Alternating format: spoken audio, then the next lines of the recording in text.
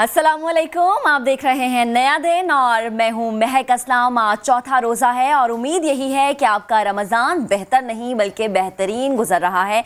नाज़रीन, इस रमज़ान में हमें बहुत सारी चीज़ों का सामना है। कोरोना की आवाज़ें आ रही हैं, एहतियाती तदाबीर बताई जा रही है, कहीं पर अमली तौर पर काम भी हो रहा है, लेकिन बहुत सारे लोग इस अमली काम से राह फरार इख्तियार कर रहे हैं।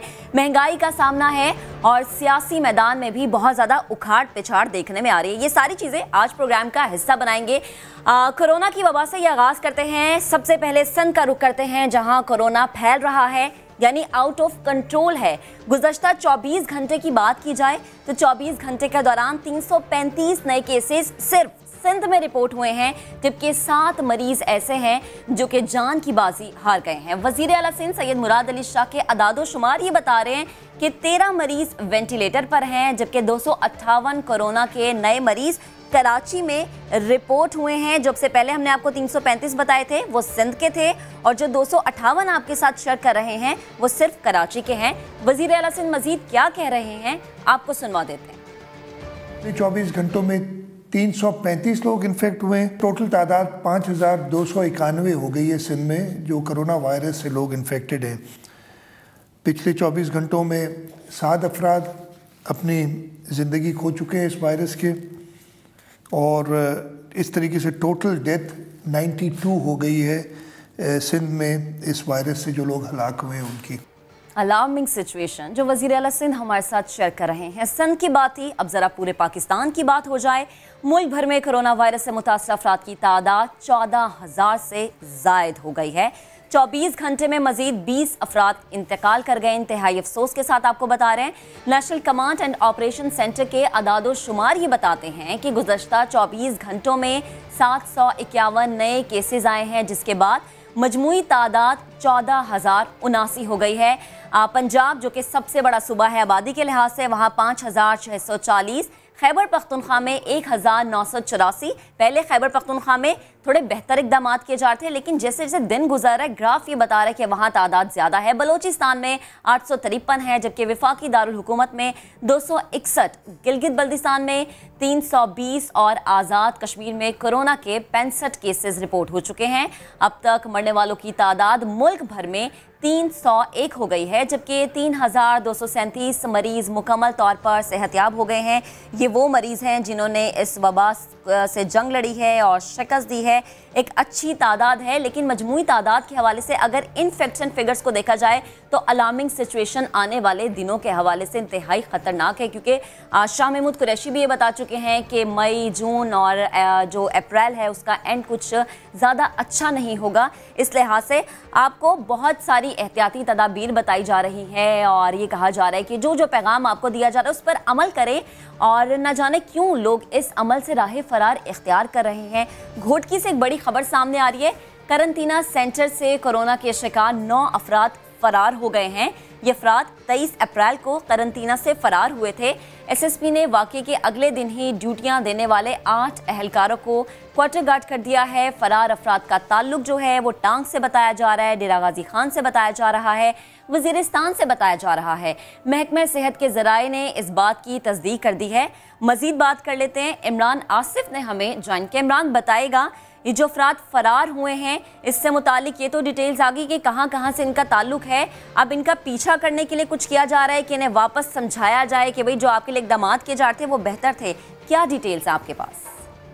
जी बिल्कुल, जो फरार होने वाले अफराद हैं उनका ताल्लुक जो है वो किसी का ताल्लुक टांक, डेरा गाजी खान और जो वज़ीरिस्तान के इलाकों से है। इंतजामिया की जानिब से जो फरार होने वाले अफराद हैं उनकी तलाश जो है वो बिल्कुल नहीं की गई, बल्कि घोटकी जिलाई इंतजामिया ने जो है वो सिंध हुकूमत को भी मामू बनाया है, और यहाँ पर जो है उन्होंने जो फरार होने वाले 9 अफराद हैं उनकी जगह खाना पूरी करने के लिए यहाँ पे मकामी जो 9 अफराद थे उन्हें करंटीना कर दिया है, जिससे ये जाहिर होता है कि जो फरार होने वाले अफराद थे उनका नंबर जो है पूरा करने की कोशिश की गई है।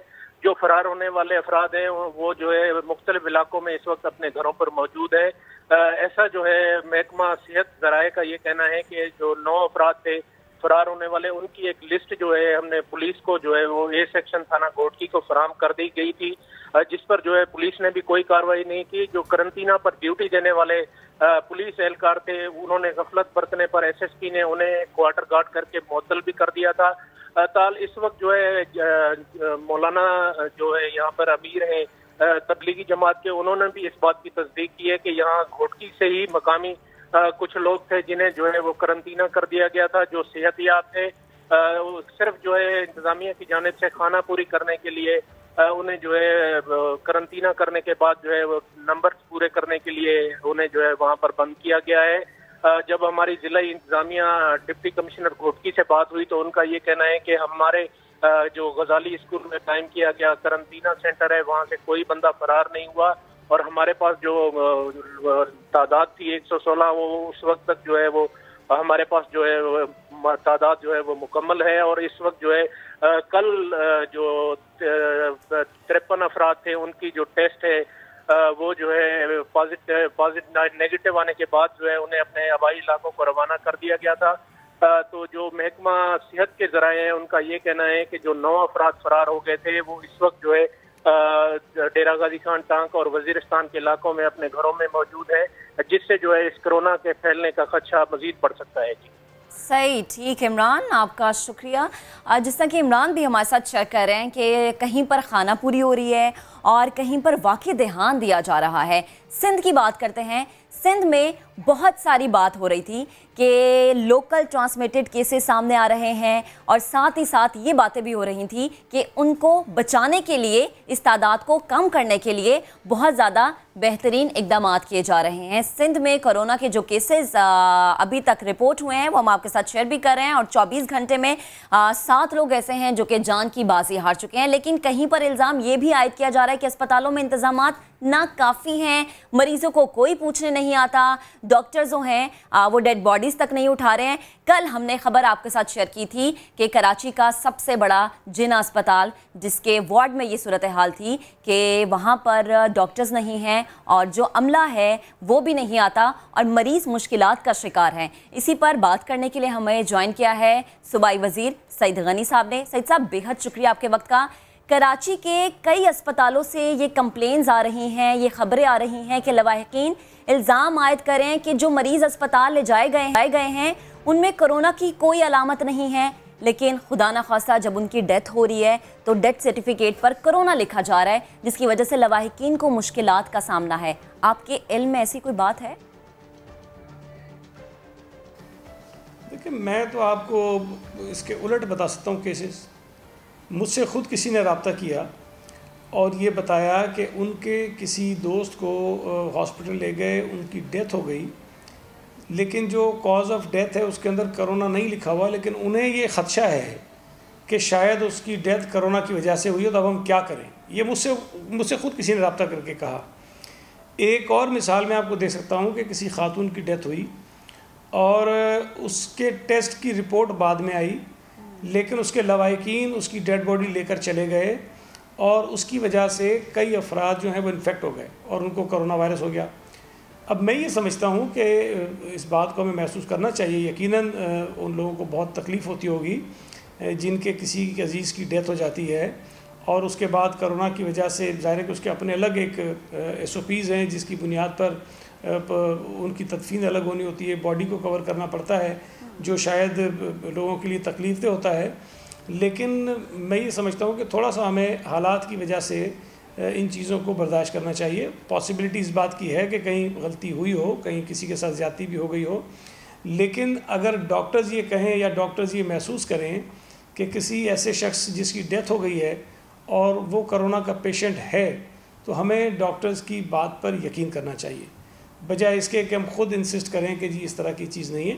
तो अगर डॉक्टर्स ये कह रहे हैं तो डॉक्टर्स अपना काम भी बढ़ा रहे हैं, डॉक्टर्स हुकूमत का काम भी बढ़ा रहे हैं, डॉक्टर्स कोई आसानियाँ पैदा नहीं कर रहे हैं किसी के लिए।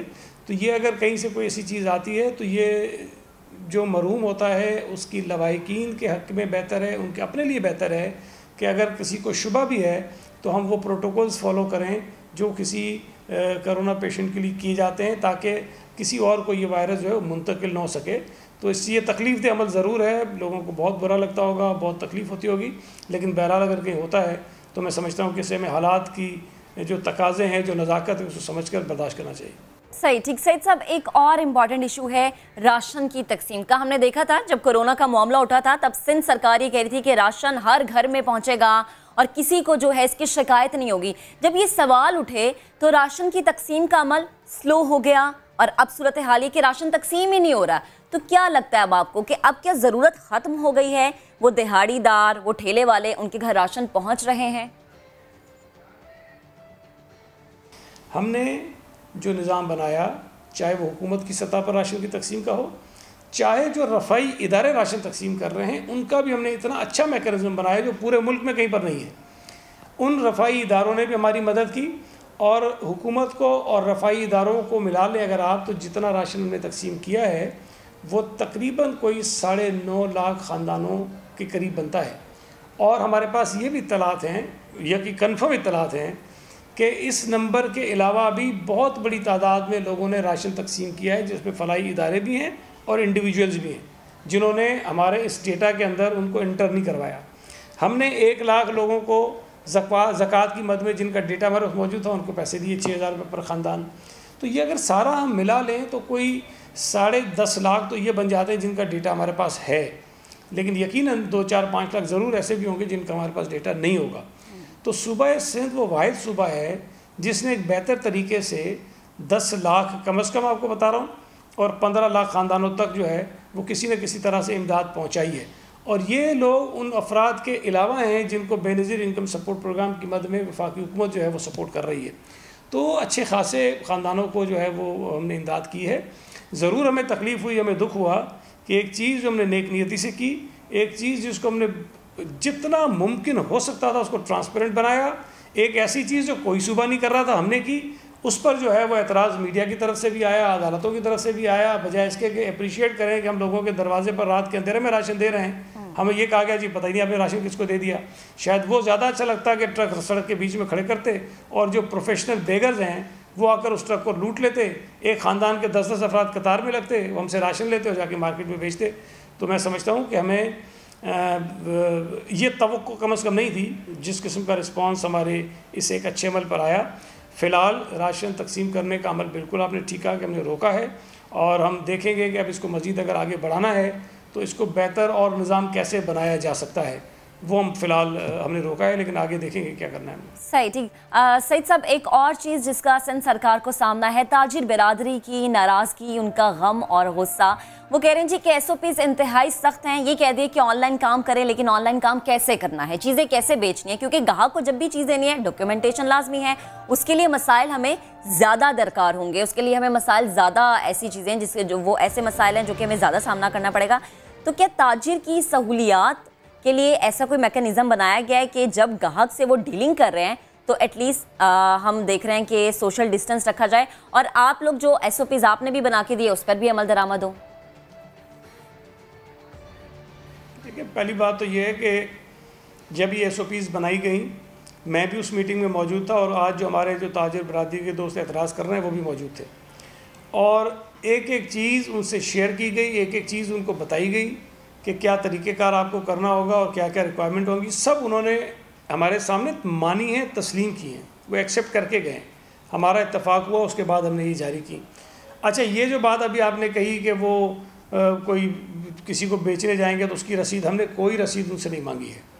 ہم نے صرف اتنا کہا ہے کہ جہاں جہاں آپ ڈیلیوریز دیں گے اس کا اپنے پاس ریکارڈ رکھیے گا.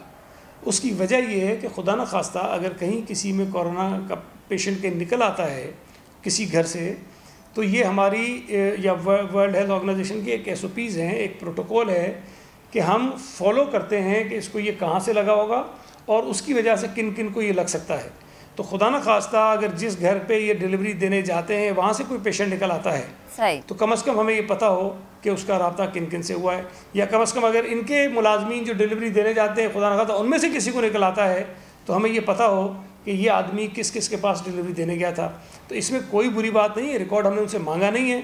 ہم نے ان کے دکان پہ کام کرنے والے ورکرز کی فہرست ضرور مانگی ہے، ان کے ایڈریسز ضرور مانگیں، اس کی وجہ بھی کورونا ہے. سعید صاحب، یہ تو ضروری بھی ہے نا کہ آپ کے پاس فہرست کی ایٹ لیسٹ ڈیٹیل ہونی چاہیے. اچھا، چیئرمین NDMA نے یہ کہا ہے کہ پاکستان 30 سے 40 ہزار ٹیسٹ ہر روز کرنے کی صلاحیت رکھتا ہے، لیکن لیبارٹریز کے لاجسٹک مسائل ایسے ہیں جس کا ہمیں سامنا کرنا پڑا ہے۔ سندھ میں یہ مسئلہ کتنا ایکٹیو ہے اور آج اگر ہم دیکھیں آج کی ڈیٹ میں ٹیسٹنگ کیپیسٹی کتنی ہے؟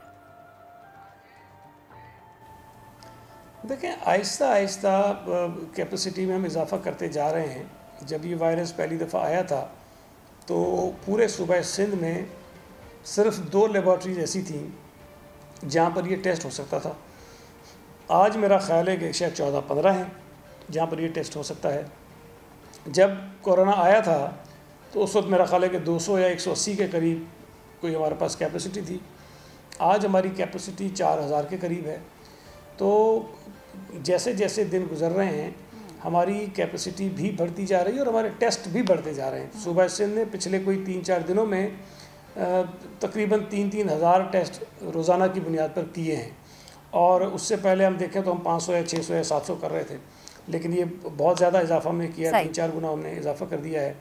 ہم مزید اضافہ کر رہے ہیں اور اس کے لیے عام لیبارٹریز میں یہ ٹیسٹ نہیں ہوتا، اس کے اپنے کچھ اسٹیجز ہوتی ہیں، کچھ پروٹیکٹیو ہمیں اسٹینڈرڈز ہیں جن کو فالو کرنا پڑتا ہے، تو وہ ہم اسٹیبلش کرتے جا رہے ہیں، اور یہ تقریباً ہر ہفتے ہر 10 دن میں کوئی نہ کوئی نئی ایک جگہ ہم اسٹیبلش کر رہے ہیں جس میں یہ ٹیسٹ کی سہولت موجود ہے۔ تو اب 30,000 یا 40,000 کا کہا ہے اگر چیئرمین این ڈی ایم اے نے، تو ہو سکتا ہے ان کے پاس پورے ملک کا ڈیٹا آتا ہے، ان کے پاس یہ ہو، لیکن میری معلومات اطلاع کے مطابق شاید 30-40,000 تک ابھی ہم پہنچے نہیں ہیں، لیکن ہو سکتا ہے کہ آنے والے کچھ دنوں میں ہم پہنچیں، اور شاید ہو سکتا ہے کہ اس سے بھی آگے چلا جائیں، چونکہ ہمارا اپنا ٹارگیٹ بھی کافی زیادہ آگے ہے۔ تو یہ ضرورت بھی ہے پورے ملک کی کہ ٹیسٹنگ کی کیپیسٹی بھی ہماری زیادہ ہو اور ہم زیادہ سے زیادہ ٹیسٹ چلیں سعید صاحب، ہماری بھی ہوا ہے کہ اگر ٹیسٹنگ کیپیسٹی زیادہ ہوتی ہے تو یہ وہ چیز ہے جس کے بارے میں زیادہ ڈگ آؤٹ کر کے جلدی قابو پایا جا سکتا ہے۔ بے حد شکریہ گفتگو کے لیے۔ لاک ڈاؤن ہے، لاک ڈاؤن کی وجہ سے ہر کوئی پریشان ہے، لیکن سب سے زیادہ جو طبقہ پس رہا ہے وہ غریب طبقہ ہے۔ ماہ رمضان میں بھی لاک ڈاؤن کے ہاتھوں غربت کی چکی میں پسنے لگا ہے یہ غریب طبقہ۔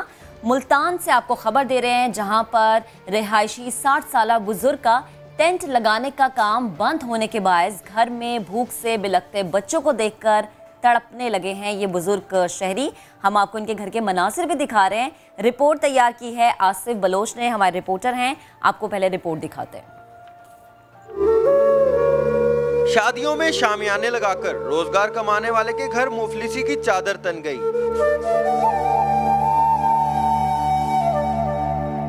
لاک ڈاؤن کے سبب روزگار بند ہونے سے 60 سال کا خالد غربت کی چکی میں پسنے لگا۔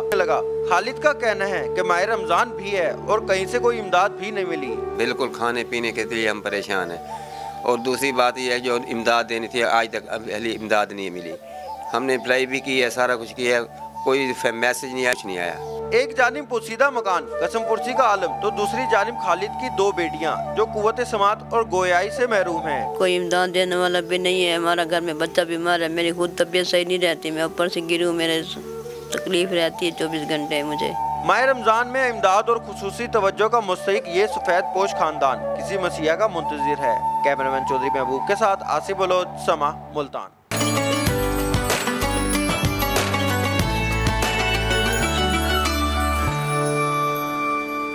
Welcome back once again. Corona کی وبا کی لپیٹ میں اس وقت پورا ملک ہے اور ہر جگہ اقدامات ہو رہے ہیں۔ حکومت اقدامات کہاں تک پہنچے ہیں یقیناً عوام بھی جاننے کے لیے بے چین ہوگی۔ وینٹیلیٹرز کی تیاری ہو یا کورونا کے علاج کے لیے ویکسین پر تحقیق، حکومتی ٹیمز اور ماہرین نے اب تک کیا کام کیا ہے، کیا اہم ڈیولپمنٹ ہوئی ہے، اسی پر بات کرنے کے لیے ہمیں جوائن کر لیا ہے وفاقی وزیر برائے science and technology Fawad Chaudhry صاحب نے۔ فواد صاحب، بے حد شکریہ آپ کے وقت کا۔ وینٹیلیٹرز کا معاملہ کہاں تک پہنچا ہے، کیا کلینکل ٹرائل کا مرحلہ مکمل ہو گیا؟ میں آپ کو نا یہ 2 حصوں میں جو ہے نا بتانا چاہتا ہوں کہ پہلے تو ایک آپ ذرا دیکھیں کہ ہم اس وقت دنیا کس پوزیشن میں ہے اور ہم کرونا وائرس کے جو اوور آل ایک جو ہماری جنگ ہے وہ کہاں پہ پہنچی ہے، اور دوسرا پھر یہ کہ ہمارے ملک میں جو ہے وہ کیا ہو رہا ہے۔ پہلی بات تو یہ ذہن میں رکھیے کہ یہ جو سائنس کی جو انفورسمنٹ، جو امپلیکیشن کرونا وائرس میں ہوئی ہے، اس کی مثال دنیا کی تاریخ میں پہلے نہیں ملتی۔ اس سے پہلے بہت بڑی بڑی وبائیں آئی ہیں، پہلے تو ہمیں یہی نہیں پتہ چلتا تھا انسان کو کہ آخر یہ ہو کیا رہا ہے، ہزاروں لاکھوں لوگ مر جاتے تھے اور پتہ ہی نہیں چلتا تھا کہ وجہ کیا بنی، کیوں ہوا۔ اور اس لیے کبھی ہم کہتے تھے کہ آفت آ گئی ہے، عذاب آ گیا ہے، کبھی کہہ دیتے تھے کالا جادو ہو گیا ہے، اور پوری انسان کی جو تاریخ ہے وہ بھری پڑی ہے ان مثالوں سے، جب ہزاروں لاکھوں لوگ جو ہیں وہ جان سے چلے گئے اور ہمیں اس کی وجہ ہی پتہ نہیں چلی۔ یہ جو کرونا وائرس ہے اس میں ایک جو بڑی مختلف چیز ہے باقی دنیا سے، کہ نہ صرف یہ کہ ود ان ڈیز سائنس جو ہے اس نے یہ وجہ کا سراغ لگایا کہ یہ ہو کیا رہا ہے، 12 سے 16 دنوں کے اندر جو سائنس نے انہوں نے جو ڈیٹا ہم نے انٹرنیشنلی شیئر کیا اس سے ہمیں پتہ چلا کہ یہ چمگادڑ سے یعنی بیٹ سے یہ ٹرانسفر ہوا ہے انسان کو، اور پھر اس کی کم از کم سینکڑوں جو وائرسز کی جینوم جو ہے اس کو سپریشن ہوئی، اس کو دیکھا گیا اور مختلف یونیورسٹیز نے اس کو دیکھا۔ خود پاکستان میں 5 یونیورسٹیز نے کم از کم جو کرونا وائرس کی ساخت ہے اس کے اوپر اپنی ریسرچ کی اور اپنے پیپرز جو ہیں وہ شیئر کیے، اور ہمیں ایگزیکٹلی پتا ہے کہ کون سی پروٹینز ہیں، اس وائرس کی ساخت کیا ہے، اس کا سائز کیا ہے، وزن کیا ہے، کیسے یہ کام کرتا ہے اور کیا کرتا ہے، اور ٹیسٹنگ اس کی ود ان ڈیز جو ہے وہ شروع ہو گئی دنیا میں بھی اور پاکستان میں بھی۔ میں صرف آپ کو یہ یاد کرا دوں یا مثال دے دوں کہ جب HIV ایڈز کا جب معاملہ آیا تھا 4 سال تک انسان کو اور سائنس کو ہم کٹ نہیں بنا سکے تھے، اس کی ٹیسٹنگ کٹ 4 سال لگے تھے صرف ٹیسٹنگ کٹ بنانے میں، اور اس کی بھی جو ایک کمپریہنسو ویکسین ہے وہ ابھی تک بھی جو ہے وہ دستیاب نہیں ہو سکی۔ گو ایسی دوائیاں ضرور بن گئی جس سے اس کا اثر کم ہو، لیکن کورونا وائرس کا جو ایک معاملہ ہے وہ اس لحاظ سے بڑا ایک سمجھے کہ انسان کا اور سائنس کی بڑی کامیابی ہے کہ بہت جلدی ہم اس کی تہ تک بھی پہنچے، ہم نے اس کی ساخت کو بھی پہچانا اور اب ہم اس کی کیور کی طرف بھی آ رہے ہیں۔ پاکستان میں اب آپ کے سوال کے دوسرے حصے کی طرف میں آتا ہوں کہ آپ نے پوچھا کہ پاکستان میں ہم نے کیا کیا۔ پاکستان میں 26 فروری کو پہلا کیس کرونا کا جو ہے وہ ہمارے سامنے آیا تھا۔ اس وقت ہم پاکستان میں کچھ بھی چیز اپنی نہیں بنا رہے تھے، چاہے وہ ڈاکٹرز کے ماسک ہوں، چاہے پی کٹس ہوں، چاہے ہمارا یہ آئی پروٹیکٹرز ہوں، شیلڈ ہوں، حتیٰ کہ ہاسپٹلس کے اندر جو ڈس انفیکٹنٹس ہوتے ہیں، جو ہاسپٹل کے جو اندر جو ڈس انفیکٹنٹس ہوتے ہیں یہ بھی ہم باہر سے منگا رہے تھے۔ آج ہم پاکستان میں with in I would say کہ 8 ہفتے یا 10 ہفتے کے اندر 76% جو چیزیں ہمارے ڈاکٹرز کو چاہیے، جو ہمیں عام اپنے لوگوں کے لیے چاہیے، وہ ہم خود بنا رہے ہیں۔ سینیٹائزرز کی ہمارے ہاں شارٹیج تھی، اب ہم ایکسپورٹ کرنے کی پوزیشن میں ہیں، اور جو ہی یہ SRO لفٹ ہوتا ہے ہم سینیٹائزرز ایکسپورٹ جو ہے وہ کر سکیں گے، ہم ماسک ایکسپورٹ کر سکیں گے۔ ہمارے پاس جو پی کٹس ہیں اس وقت جو ہم بنا رہے ہیں وہ ورلڈ کلاس ہیں، وہ ہم ایکسپورٹ کر سکیں گے۔ تو یہ ہمارا جو چند ہفتوں میں ہمارے جو سائنٹسٹ نے، ٹیکنیشینز نے، انڈسٹریز نے، انجینئرز نے جو کام کیا ہے، we are so proud of them. چلیں فواد صاحب، یہ تو واقعی بڑی اچھی بات ہے کہ ہم نے دیکھا کہ سٹارٹنگ میں تو ان چیزوں کا بحران تھا، مل ہی نہیں رہی تھی، اب ہم اس پوزیشن میں ہیں کہ ہم اس کو باہر بھیج سکتے ہیں۔ دوا کی تیاری سے متعلق بھی بتا دیجیے گا، کوئی اطلاعات ہے کہ یہ ریسرچ کہاں تک پہنچی؟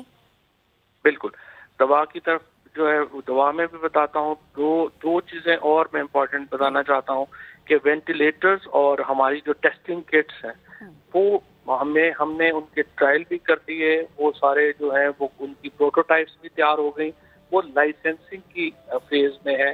ہم چاہتے یہ ہیں کہ وہ بھی جو ہماری بنے ایک مشورہ یہ تھا کہ اس کے لیے ہم ایمرجنسی پروویژنز لگائیں اور ٹیسٹنگ کا جو معیار ہے اس کو کم کر دیں۔ ہم نے یہ سوچا کہ اس کو ہمیں کم نہیں کرنا چاہیے، اور ہم نے جو ایمرجنسی پروویژنز جیسے کہ امریکہ میں FDA نے کی، ہم نے نہیں لگائیں۔ ہم جو ایگزیکٹ معیار ہیں اس وقت یورپین اسٹینڈرڈز ہیں، ہم نے ان کو ریلیکس نہیں کیا، اور اس لیے ہم چاہتے ہیں کہ جو لائسنسنگ ہماری ہو وہ پیورلی کوالٹی بیسڈ لائسنسنگ ہو، اور وہ انشاءاللہ تعالیٰ آخری مراحل میں ہے۔ جو ہی ہمیں لائسنس مل جاتا ہے تو ہم مینوفیکچرنگ کی پوزیشن میں آ جائیں گے۔ اس کے ساتھ جو دوا کی آپ بات کر رہی ہیں، دیکھیں پوری دنیا میں اس وقت 66 گروپ ہیں جو اس وقت اس کی دوائی کے اوپر اور ویکسین کے اوپر کام کر رہے ہیں۔ 43 گروپس ہیں جو ویکسین کے اوپر کام کر رہے ہیں, 17 گروپ ہیں جو اینٹی باڈیز کے اوپر کام کر رہے ہیں. زیادہ تر جو سائنٹسٹ ہیں ان کا ماننا ہے کہ 5 سے 6 مہینوں میں اس کی کچھ نہ کچھ دوائی جو ہے وہ ہمارے پاس آ جائے گی, اور 12 سے 15 مہینوں میں ویکسین جو ہے وہ انشاءاللہ تعالیٰ کمرشلی اویلیبل ہونا شروع ہو جائے گی. تو یہ ایک ایسٹیمیٹ ہے جو اس وقت دنیا میں چل رہا ہے. ٹھیک, تو فواد صاحب آپ جیسے کہہ رہے ہیں کہ دوائی کی تیاری کے حوالے سے, اس حوالے سے دیگر ممالک کے ماہرین سے رابطہ ہوا, اگر ہوا تو کتنا؟ یہ دیکھیں, یہ جو سائنس گروپس ہوتے ہیں نا, یہ جیسے پوری دنیا میں یہ ایک انڈیویجولی اب کام نہیں ہوتے. اب چونکہ انٹرنیٹ ہے تو آپ انٹرنیٹ کے اوپر ایک بہت کمپریہنسو گروپس جو ہے وہ آپس میں اپنے ریسرچ شیئر کرتے ہیں. فار ایگزامپل آپ نے دیکھا ہوگا پچھلے دنوں چائنا کی ٹیم پاکستان آئی ہوئی تھی. پاکستان کی کئی یونیورسٹیز اس وقت چائنیز یونیورسٹیز کے ساتھ ان ٹچ ہیں. نسٹ یونیورسٹی جو ہے وہ جرمن ایک ریسرچ اداروں کے ساتھ ان ٹچ ہے, اور اس طرح سے امریکہ کے ادارے ہیں, یو کے ادارے ہیں. یہ پوری ایک جو سائنس کی ورلڈ ہے یہ کنیکٹڈ ورلڈ ہے, اور ایک دوسرے کے ساتھ ریسرچ شیئر ہوتی ہیں, ایک دوسرے کے ساتھ جو پروگریسز ہیں وہ شیئر ہوتی ہیں.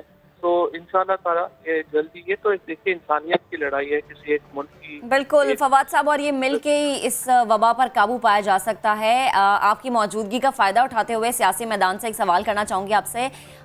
کل ہم نے دیکھا ایک بہت بڑی تبدیلی آئی, اکھاڑ پچھاڑ ہوا, اور فردوس عاشق اوان صاحبہ کی جگہ ہم نے دیکھا کہ یاسین سلیم باجوہ آئے, اور جو ہے وہ ایک بڑی تبدیلی دیکھنے میں آئی. آپ کے پاس اس سے متعلق کیا اندر کی انفارمیشن, اور دوسرا یہ کہ آپ اس تبدیلی کو کیسے دیکھ رہے ہیں, کیونکہ ایک ہی وزارت کے 2 اہم پہلو اور 2 اہم سیٹیں دے دینا, آپ کے نزدیک کس طرح کی تبدیلی ہے یہ؟ دیکھیں, بات یہ ہے کہ تبدیلی تو پرائم منسٹر صاحب کا فیصلہ ہے. پرائم منسٹر صاحب نے فیصلہ کیا کہ ان کو بجائے جو ہے یہ ٹیم لائی جائے. لیکن میں تو صرف ایک پولیٹیکل ورکر کی حیثیت سے یہ کہہ سکتا ہوں کہ شبلی فراز جو ہیں ان کا بہت احترام ہے پی ٹی آئی میں. پرانے پی ٹی آئی کے جو ہیں وہ ورکر ہیں, اور ان کو ایک پہلی 1 سال میں جو ایشو جو سب سے بڑا پرابلم آ رہی تھی وہ یہ آ رہی تھی کہ یہ جو پولیٹیکل فیس ہے گورنمنٹ کا, وہ نہ صرف یہ کہ وہ پارلیمنٹیرین نہیں تھا بلکہ ان کا پی ٹی آئی سے بھی کوئی بہت تعلق نہیں تھا, جس کی وجہ سے ایک ویکیوم تھا. تو اب یہ ویکیوم دور ہوا ہے. شبلی فراز جو ہیں ان کا بہت ایک تو is a very honourable and dignified man in his own right, اور پھر وہ پی ٹی آئی کے پرانے لوگ ہیں, اور ایک پولیٹیکل ان کا جو ہے وہ شناخت ہے. اور اس کے ساتھ ساتھ ظاہر ہے کہ جو عاصم سلیم باجوہ ہیں, ان سے جو بھی لوگ میڈیا کو جانتے ہیں سمجھتے ہیں, ان کو پتہ ہے کہ وہ جدید آئی ایس پی آر کے وہ بانی ہیں, اور بہت ہی گرپ ہے اپنے موضوع کے اوپر. بہت اچھا کمبینیشن ہے. صحیح. فواد صاحب, ایک معصومانہ سوال ہے کہ فردوس آپا بھی اس عہدے سے ہٹیں, آپ بھی اس عہدے پر فائز تھے, آپ بھی اس وزارت سے ہٹے, تو آخر کیا معاملہ ہے؟ کیا بہت زیادہ سینسٹیو ہے یہ ایشو کہ ہمارے وزیر اعظم جو ہے وہ ایک کے بعد ایک کھلاڑی آتے ہیں اور پھر آزمائے جاتے ہیں, پھر چلے جاتے ہیں, اور واٹس ایپ سے جو گروپ سے ڈیلیٹ ہونے کی کچھ باتیں ہیں, کہ کیا معاملہ ہے یہ؟ دیکھیں, یہ بڑی ہائی پروفائل پوزیشن ہے, اور اس کے اوپر چونکہ آپ ایک بالکل سامنے ہوتے ہیں, وہ کہتے ہیں نا ان دا آئی آف دا اسٹارم, تو جب آئی آف دا اسٹارم ہوتے ہیں تو پھر اس کی وجہ سے ڈسکشن زیادہ ہوتی ہے ان ایشوز کے اوپر. اور پی ٹی آئی کی گورنمنٹ زیادہ سینسٹیو ہے میڈیا کو لے کر کے. پہلے آپ نے دیکھا نواز شریف صاحب نے تو 5 سال پہلے ایک پریس کانفرنس بھی نہیں کی ہے انڈیپینڈنٹ, اور انہوں نے کبھی ملاقات ہی نہیں کی تھی صحافیوں سے. عمران خان تو بہت اوپن ہے اپنے معاملات کو لے کے, اپنی سوچ کو لے کے, اور اس لیے وہ بہت اس معاملہ میں زیادہ اس کو ذرا کنسرن رہتے ہیں, وہ اس کے اوپر جو ہے توجہ دیتے ہیں. بالکل. فواد صاحب, ہم نے دیکھا کہ جہانگیر ترین کے معاملے پہ بھی وہ یہ کہہ رہے ہیں کہ کوئی رعایت نہیں ہوگی. جب آپ یہ اس عہدے سے ہٹے تھے, ہم نے دیکھا کہ بڑے مؤدبانہ اور بڑے رسپیکٹیبل طریقے سے آپ کو ریپلیس کیا گیا. فردوس آپا جب ہٹی ہیں تو جن پہ الزامات لگے ہیں کہ انہوں نے ملازمین زیادہ رکھے تھے یا پھر انہوں نے اس چیز پہ کرپشن کی تھی, کچھ صداقت ہے؟ کیونکہ وہ بھی اپنے کل ٹویٹ میں یہ چیزیں مسترد کر چکی ہیں.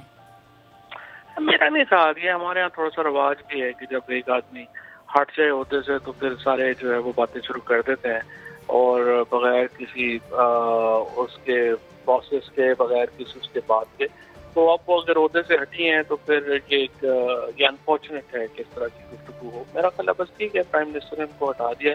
और अच्छा फवाद साहब, कता कलामी की माजरत, एक और चीज़ आई कि व्हाट्सएप ग्रुप से डिलीट किया गया, इसमें कितनी सदाकत है? और इसके साथ ही एक और चीज़ हमने देखा कि नून लीग के दौर में मरियम औरंगजेब और मुसद्दिक मलिक साहब एक ही वजारत के दो अहम पहलू थे, तो क्या उस चीज़ को रिपीट किया जा रहा है?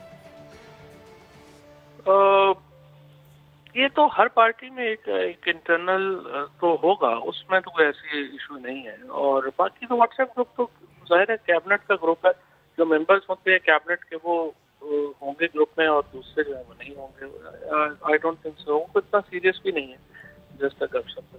सही, ठीक। फवाद साहब, एक और सवाल है कि इस सीट को लेके शायद बड़ा प्रेशर लगता है कि वज़रा पे बहुत प्रेशर होता है। जब आप थे कुछ प्रेशर तो था, जब आप वज़ीर बराए साइंस एंड टेक्नोलॉजी बने थोड़े अशाश प्रशाश आप नज़र आए। इसी तरह फरदौस आपा को भी हमने देखा, शिबली फराज साहब अब आए हैं। तो क्या वाकई ये सीट ऐसी है कि इसको हॉट सीट कहा जाए और वाकई इस पे बैठने वाले पे खूब प्रेशर होता है? प्रेशर तो होता है, इसलिए कि आप हर वक्त मीडिया में होते हैं, छोटी सी बात जो आप ऐसे कर रहे होते हैं तो उस वक्त लगता है कि इम्पोर्टेंट है या नहीं है, but as a spokes person for government जब वो बात करेंगे तो इट्स टोटली डिफरेंट डायमेंशन। और बट ये है कि शिबली फराज बड़े रिस्पॉन्सिबल आदमी हैं, उस तरह से बहुत ज़्यादा जो है वो बहुत फ्रैंक गुफ्तगू वो वैसे भी नहीं करते, and is a very responsible man, and I think ये सीट को वो अच्छी तरह संभालेंगे और मेरी बेस्ट विशेस उनके साथ। सही, ठीक। फवाद साहब, जाते जाते एक छोटा सा और कमेंट कर दे, घबराना है इस सीट पे बैठ के या नहीं घबराना? नहीं, कोई ऐसी बात नहीं है, बस ठीक है जो फैसले जो हैं वो तो हुकूमत ने करने हैं। प्रॉब्लम इसमें ये होता है फ्रेंकली कि गलती अगर कोई और भी करेगा तो जवाब आपने देना है। तो अगर मिनिस्टर ऑफ साइंस की गलती है तो जवाब जो है वो मिनिस्टर ऑफ इंफॉर्मेशन ने देना है। तो ये एक प्रॉब्लम इसमें रहती है और रहेगी, वो तो एक है प्रॉब्लम। तगड़े सवालात से यानी कि थोड़ा सा प्रेशर आ जाता है। फवाद चौधरी साहब हमारे साथ मौजूद थे, बेहद शुक्रिया आपकी गुफ्तगू के लिए, आप निकाला। तो एहतियात करें क्योंकि ये आपके लिए भी ज़रूरी है और आपसे जुड़े लोगों के लिए भी ज़रूरी है। अब लॉकडाउन है पूरे मुल्क में और जो खाने पीने के शौकीन अफराद हैं उन्होंने कोई ना कोई तो तरीका ढूंढा है और उनका तरीका ये है कि ऑनलाइन फूड जो है उस सर्विस को इस्तेमाल किया जा रहा है। सिंध भर में ऑनलाइन फूड की डिलीवरी जारी है। ऐसे में राइडर्स के लिए ख़ास हिदायत की जा रही हैं कि जनाब आपने अपने हाथों को धोना है साबुन से, और जहाँ जहाँ आप खाना डिलीवर करने जा रहे हैं एहतियात की जाए कि आपने मास्क पहना हुआ है और हाथ आप धो रहे हैं 20 सेकेंड तक। बाइक हैंडल और फूड वाले बैग को मुकम्मल डस्ट इन्फेक्ट करें और साथ ही इन्हें समाजी फासला रखने और मास्क इस्तेमाल करने की भी हिदायत की गई हैं। हिदायत तो बहुत सारी की गई हैं, लेकिन सवाल ये है क्या इन पर अमल हो रहा है? क्योंकि बातें होती हैं, वादे होते हैं, लेकिन वादे वफा नहीं होते और बातों पर अमल नहीं होता। ऐसा ही कुछ क्या बाइक राइडर्स जो है उनके तरीक़ाकार में भी देखा जा रहा है? ये नहीं, ये जानने के लिए हमने राबता किया है ऑनलाइन फूड डिलीवरी कंपनी के CEO नुमान सिकंदर साहब ने हमें ज्वाइन किया। नुमान साहब, बेहद शुक्रिया। सबसे पहले ये कहिएगा, क्या हिदायतनामे पर अमल हो रहा है? साथ ही साथ आपसे ये भी जानना चाहेंगे कि राइडर्स को क्या मुश्किलात पेश आ रही हैं?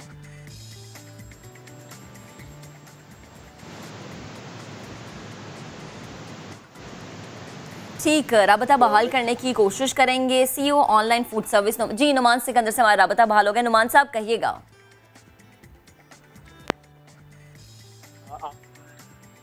ठीक, नुमान सिकंदर से दोबारा राबता बहाल करने की कोशिश करेंगे।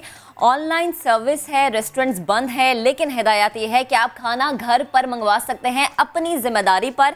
नुमान सिकंदर से हमारा राबता बहाल हो गया। नुमान साहब कहिएगा, हिदायतनामे पर अमल हो रहा है? राइडर्स की जानिब से जो कहा जा रहा है हाथ धोने हैं, ग्लव्स पहनने हैं, मास्क पहनने हैं, बाइक हैंडल को साफ रखना है, और अगर राइडर्स ये हिदायत पर अमल कर रहे हैं तो राइडर्स को जो मुश्किलात पेश आ रही है वो क्या है? देखिए, जो हदायत इशू की गई हैं वो ऑप्शनल नहीं है, वो मैंडेटरी हैं। और जब हदायत मैंडेटरी होती है तो इसका मतलब ये नहीं है कि हमने अपने बिजनेस में ट्राई करना है उन चीज़ों को अचीव करने के लिए। उन चीज़ों हमने अपने बिजनेस को पूरा रीडिज़ाइन किया है ताकि हम लोग उन SOPs को फॉलो कर सकें। और उन SOPs को फॉलो करने की इंपॉर्टेंस सिर्फ ये नहीं है कि हम लोग जो गवर्नमेंट ऑफ सिंध है, ये जो बाकी गवर्नमेंट्स हैं पाकिस्तान में उन्होंने नोटिस इशू किया है उसको हम फॉलो करें। हम लोग की एज अ कंपनी एक एथिकल रिस्पॉन्सिबिलिटी भी है कि हम लोग जो अनफॉर्चुनेटली पैंडेमिक है उसके अंदर हम लोग स्प्रेड में कंट्रीब्यूट नहीं करें। تو اس کے اندر ہم لوگوں نے جو سب سے پہلی چیز کی، جب ہمارا رائڈر صبح اٹھتا ہے کام کرنے کے لیے تو اس کو اپنا ٹیمپریچر میجر کرنا ہے. کافی زونز ہمارے پاکستان میں ایسے ہیں جہاں پر ہم لوگوں نے لوگ ڈپلوائے کیے ہوئے ہیں جو ہر رائڈر کا جا کے ٹیمپریچر نوٹ کرتے ہیں، ورنہ ان کو الاؤ نہیں کیا جاتا. اور کچھ جگہ ایسے جہاں پر ٹیمپریچر خود رائڈر نوٹ کرتا ہے، اس کے بعد ایپ میں انٹر کرتا ہے کہ میرا ٹیمپریچر کیا ہے. اس کے علاوہ رائڈر کو دن میں کام کرنے کے لیے الاؤ نہیں ہے. اس کے علاوہ ہم لوگ چیک کرتے ہیں کہ رائڈر کے پاس ماسک ہے یا نہیں ہے. اگر ان کا ماسک کنڈیشن میں نہیں ہے تو ان کو نیا ماسک ایشو کیا جاتا ہے. ہینڈ سینیٹائزر دیا جاتا ہے. جو ان کے ڈیلیوری بیگز ہیں ان کو سینیٹائز کیا جاتا ہے. اور میکسیمم ان کو ٹریننگ دی جاتی ہے کہ آپ نے پورے دن میں کس طرح. نعمان صاحب بڑے زبردست اقدامات ہیں اور امید یہ کہ ان اقدامات پر اسی طرح سے عمل کیا جائے. ہم نے دیکھا عموماً رمضان میں پکوڑے کھاتے ہیں لوگ، جیسے میں بہت زیادہ کھاتی ہوں، باقی تلی ہوئی چیزیں کھاتے ہیں، مل بیٹھ کے افطاری کرنے کا مزہ ہی الگ ہے. تو یہ آن لائن ڈیلیوری اس چیز کو پورا کر پا رہی ہے، اس کمی کو پورا کر پا رہی ہے؟ اور اگر کمی کو پورا کر رہی ہے تو کتنی حد تک؟ دیکھیں اللہ کا کرم ہے، جو ریسٹورنٹس ہیں خود بھی ڈیلیوری کر رہے ہیں، اور food panda being one of the largest players in the country, ہم لوگ بھی بہت بڑے والیوم کو کیٹر کر رہے ہیں ابھی. اور پکوڑے، جلیبی، دہی بڑے، سموسے، اس کے علاوہ پاکستانی کھانے، جتنے بھی قسم کے کھانے وہ لوگوں کو گھروں پہ ڈیلیور کر کے فیسیلیٹیٹ کیا جا رہا ہے. اور الحمدللہ جیسے ابھی تو رمضان کے پہلے کچھ دنوں میں والیوم کم ہوتا ہے، بٹ ڈے بائی ڈے ہم لوگ دیکھ رہے ہیں کہ والیوم بڑھ رہا ہے. لوگوں کو گھر تک فیسیلیٹیشن الحمدللہ مل رہی ہے زیادہ سے زیادہ لوگوں کو. ٹھیک، یعنی اس کمی کو جو پکوڑے، دہی بھلے، چاٹ کھانا چاہ رہے ہیں اب وہ اس کمی کو اس طرح پورا کر سکتے ہیں کہ آن لائن منگوا سکتے ہیں گھر پر. ٹھیک، نعمان صاحب ہمارے ساتھ موجود تھے، بے حد شکریہ آپ کے وقت کا. تو ملک بھر میں حال ہے اور اس پر جو اقدامات ہیں وہ قابل تعریف بھی ہیں، لیکن کہیں پر یہ اقدامات نہ ہونے کے برابر ہیں. ابھی ایک بریک کے بعد دوبارہ حاضر ہوں گے، آپ ہمارے ساتھ رہیے گا.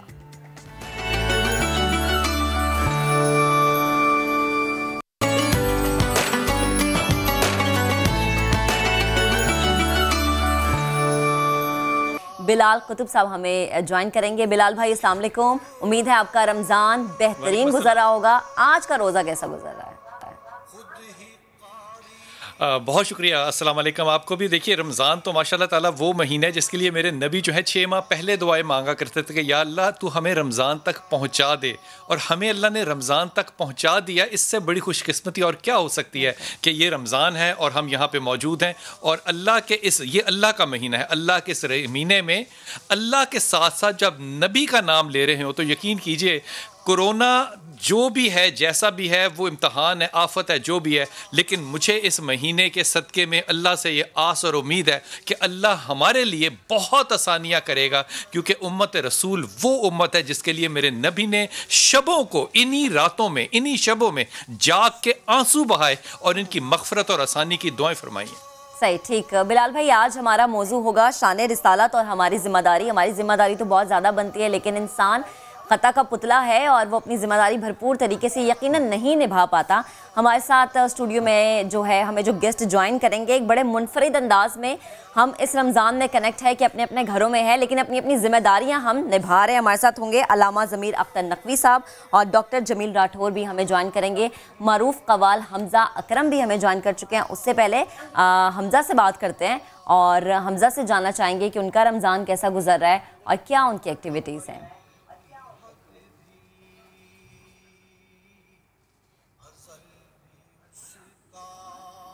السلام علیکم، کیسے مزاج ہیں آپ کے؟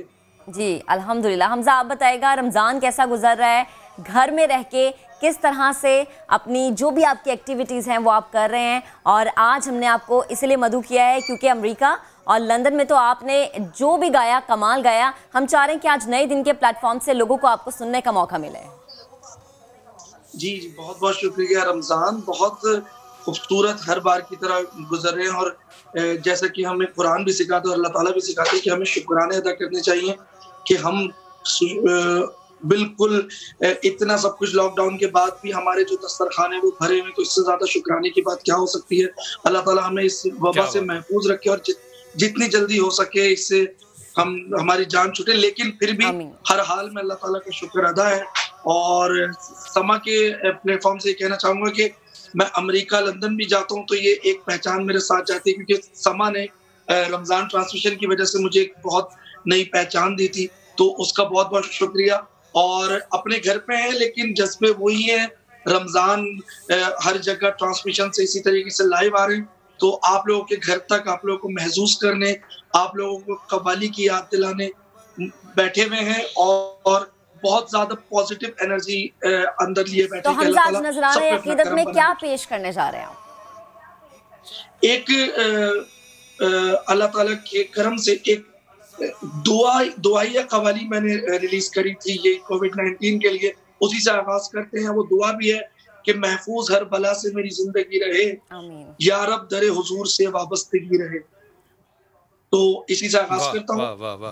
حمزہ آپ کے لیے ایک جملہ کہوں, آپ اس سے پہلے کہ آپ اپنا کلام شروع کریں, یہ جو کال ہے نا مہک, اس کو کال کو قوالی کے روپ میں ہم دیکھتے ہیں. اس کو کمال بات ہے حمزہ اس چھوٹی سی عمر میں بھی جس جگہ پر ہے, یقین کیجئے یہ پڑھنے والے لوگ ہیں, یہ گانے والے لوگ نہیں, یہ گانے والے وہ لوگ میرے اور آپ جیسے ہوتے ہیں, یہ پڑھنے والے لوگ ہیں.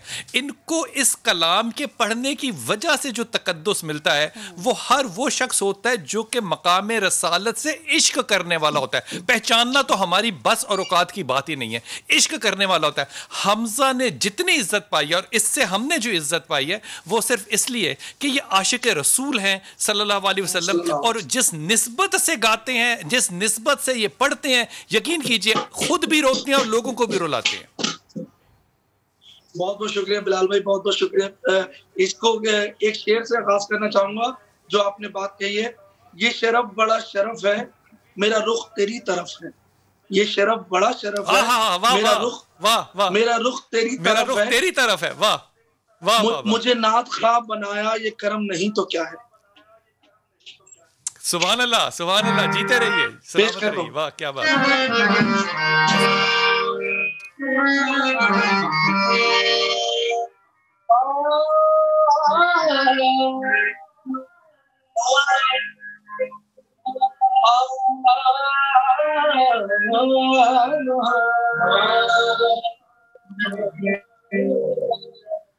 کچھ نہیں مانگتا آہوں سے یہ شیدا تیرا,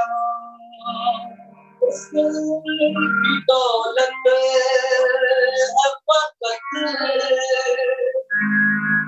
نقش کفے پا تیرا, دستگیری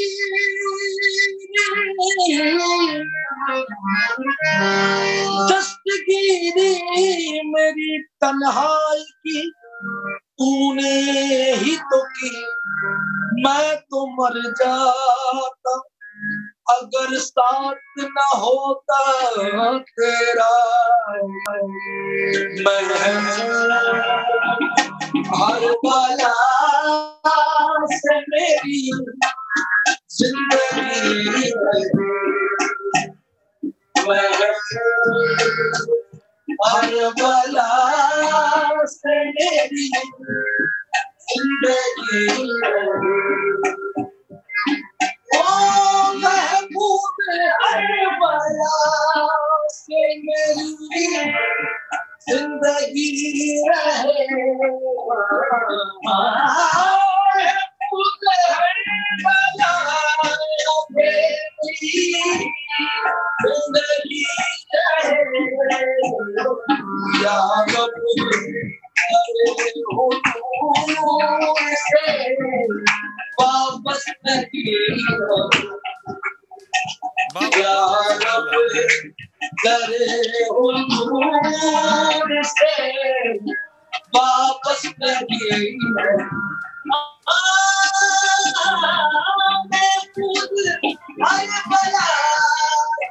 میری زندگی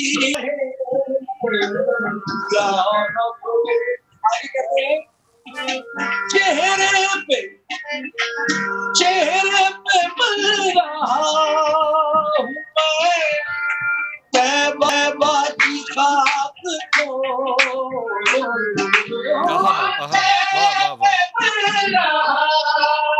مل رہا ہوں طیبہ کی خاک کو. کہتے ہیں چہرے پہ مل رہا ہوں میں طیبہ کی خاک کو, دیوانی ہے یہ تو یہ वाह सुभान अल्लाह, जीते रहो बेटा, वाह वाह वाह वाह, नबी है तो वाह। कलाम शॉर्ट कर रहा हूँ।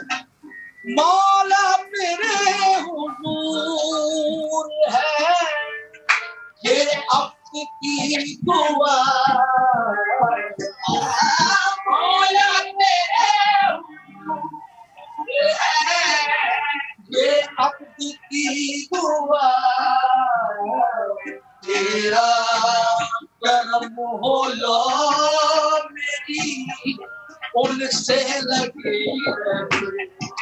वाह सुभान अल्लाह, आमीन इंशाअल्लाह। उनसे लगे प्यार तेरे हुजूर से वापस लगी। सुभान अल्लाह, ये दीवानगी है तो ये दीवानगी रहे, वाह सुभान अल्लाह। बहुत बहुत शुक्रिया। ठीक, हमजा हमारे साथ मौजूद हैं और ज़बरदस्त जो उन्होंने कवाली पढ़ी है। बिलाल भाई, वही बात है जैसे आपने कहा कि ये जो उम्र है, इस उम्र में जो इन्हें इतना फैज़ मिल रहा है ये इश्क़ रसूल ही है।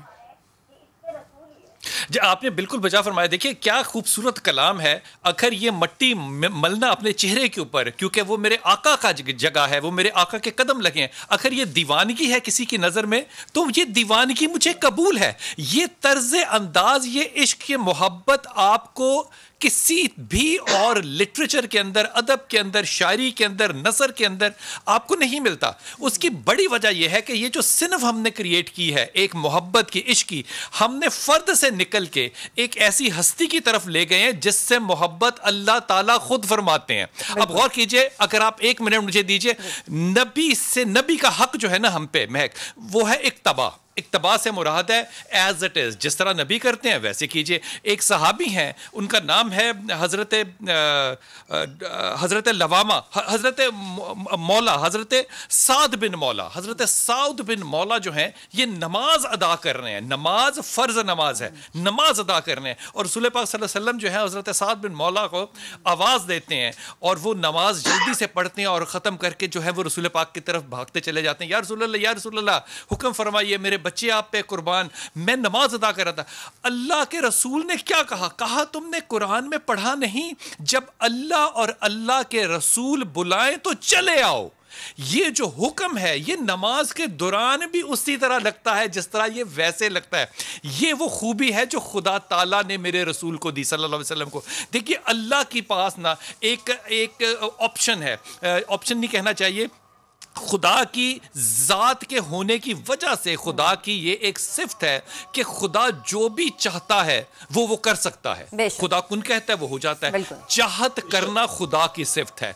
लेकिन ये जहन में रखिएगा कि अल्लाह के नबी को जो अल्लाह ने सिफ्त दी वो ये कि उससे इख्तलाफ कोई नहीं कर सकता। आप खुदा से इख्तलाफ कर सकते हैं लेकिन नबी से इख्तलाफ करेंगे तो आप दायरा इस्लाम और ईमान से बाहर हो जाते हैं। अगला कदम देखिए कैसा खूबसूरत है कि जो शख्स नबी ने बताया कि इससे मोहब्बत करो, उससे मोहब्बत करना भी हमारा फर्ज हो गया। मेरे नबी ने कहा कि मैं तुमसे कुछ नहीं मांगता, सिर्फ एक चीज मांगता हूं, और यह सारा अजर है जो मेरा नबी इस उम्मत को देने के इवज में मांग रहा है। और वो क्या है? मेरे अहल से, मेरे अहलो अयाल से, मेरे अहले बैत से मोहब्बत करना जो है ये वाहिद चीज है जो मेरे नबी ने हमसे रिटर्न में मांगा। ये वो इक्तबा का जो जज्बा और इक्तबा का जो अप्रिसिएशन, इक्तबा की जो पैराडाइम, इक्तबा का जो तखय्युल है, ये कायनात में किसी और हस्ती के साथ जोड़ा ही नहीं जा सकता सिवाय रसूल पाक सल्लल्लाहु अलैहि वसल्लम के। अल्लाह के नबी जिसको हराम कह दें वो हराम, जिसको हलाल कह दें हराम, जिसको बद्दुआ दे दें वो क़यामत तक के लिए कुरान उसको बद्दुआ देगा, और जिससे मोहब्बत का हुक्म दे दें उससे क़यामत तक मोहब्बत होगी। बिल्कुल बजा फरमा रहे हैं बिलाल भाई आप। हमारा आज जो मौजू है उसकी जानिब बढ़ते हैं। हुजूर अकरम को उम्मती होना मुसलमान की शान है। आप सल्लल्लाहु अलैहि वसल्लम की सुन्नतों पर अमल करके यकीनन मुसलमान अपनी आखिरत संवार सकते हैं। साथ ही हुजूर सल्लल्लाहु अलैहि वसल्लम की सुन्नतों की बरकत है कि इंसान की जिंदगी किसी जन्नत से कम नहीं होती इस दुनिया में अगर वो इन सुन्नतों पर अमल कर ले। मुसलमानों की जिम्मेदारी है कि ना सिर्फ खुद ان سنتوں پر عمل کرے بلکہ اس دنیا کو جنت کا نمونہ بنانے کے لیے حضور اکرم کی سیرت کے وہ تمام موتی ہر ضرورت مند تک پہنچائے۔ آج شان رسالت اور ہماری ذمہ داری جو ہے اسی موضوع پر بات کرنے کے لیے ہمارے ساتھ ہمارے گیسٹ بھی موجود ہیں۔ مذہبی اسکالر ہوں گے ہمارے ساتھ ڈاکٹر جمیل راٹھور اور ہمارے ساتھ ہوں گے علامہ ضمیر اختر نقوی صاحب بھی۔ بلال بھائی، آپ سے سٹارٹ کرنا چاہوں گی۔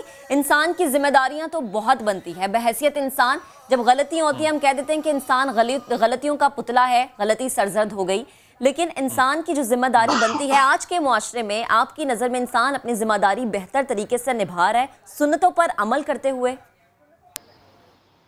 دیکھو یہ بات بڑی اعلیٰ ہے، لیکن اس بات کا جواب یقین کیجئے کہ ساری دنیا میں قیامت تک کسی کے پاس ہوگا ہی نہیں کہ اس محبت کا اجر جو اللہ تعالیٰ نے ہمیں دینا ہے اس پہ ہماری ذمہ داری، ہم جو بھی کریں وہ کم ہے، جو بھی کریں کم ہے۔ اللہ کے نبی، میری ماں سیدہ عائشہ فرماتی ہے کہ وہ جب رات کو رو رہے تھے اور اس طرح رو رہے تھے کہ میں نے سوچا کہ شاید ان کی جان خدا نہ خواستہ وہ نہ نکل جائے، تو میں نے پوچھا نبی پاک سے کہ یا رسول اللہ آپ کیوں رو رہے ہیں؟ تو آپ نے کہا میں اپنی امت کی آخرت کی جو دعا ہے کہ اللہ ان کو بخش دے گا وہ اللہ سے طلب کر رہا ہوں۔ اب وہ جو آرگومنٹ ہے وہ بڑا خوبصورت ہے، وہ دنیا سے لے کر آخرت تک کیسے جاتا ہے کہ اللہ سے میرے نبی عاجزی سے مانگ کیا رہے ہیں کہ اے اللہ جب میں اس دنیا سے نہیں ہوں گا، ظاہراً نہیں ہوں گا، تو تو میری امت کے ساتھ کیا کرے گا؟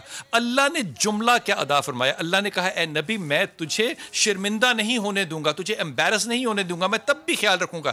اس لیے میرے رسول نے ہمارے مرنے کے بعد بھی انشاءاللہ تعالی، امام علی کرم اللہ اس کے راوی ہیں، ہماری قبروں میں آ کے ہمیں دکھانا ہے اپنا آپ، کیونکہ اللہ کے نبی کو اس بات کا فخر بھی ہے اور ان کو یقین بھی ہے کہ ہم امتی جو محبت کرنے والے ہیں ہم اپنے نبی کو جب کے بغیر دیکھے ایمان لائے ہیں، ہم ان صحابہ میں سے نہیں ہیں، لیکن اللہ کے نبی کو ہم پہچان لیں گے۔ یہ تو قبر تک ہے، اور پھر قبر کے بعد جب حشر کا میدان لگا ہوگا میرے نبی کی آنکھیں گناہ گاروں کو ڈھونڈ رہی ہوں گی۔ اتنا رحمان اور رحیم آقا جو ہے اس کے امتیوں کے اوپر جو فرض آتا ہے اس کو چھوڑ دیجئے، جو میرے نبی کو نہ ماننے والا ہو وہ بھی اس کی کہی ہوئی بات پہ عمل کرے، اللہ اس پہ بھی رحم ڈال دیتا ہے۔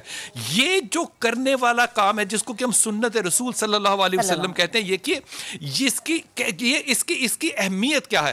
امام جوزی جو ہے وہ اپنی سیرت کی کتاب میں فرماتے ہیں، وہ کہتے ہیں کہ ایک خاندان جو تھا وہ وہاں کی عورت بیوہ ہو گئی، وہ اپنی بیٹیوں کو لے کے سمرقند کی طرف چلی گئی۔ سمرقند میں گئی تو جب امیر شہر کے پاس گئی تو امیر شہر جو تھا وہ مسلمان تھا، حاکم۔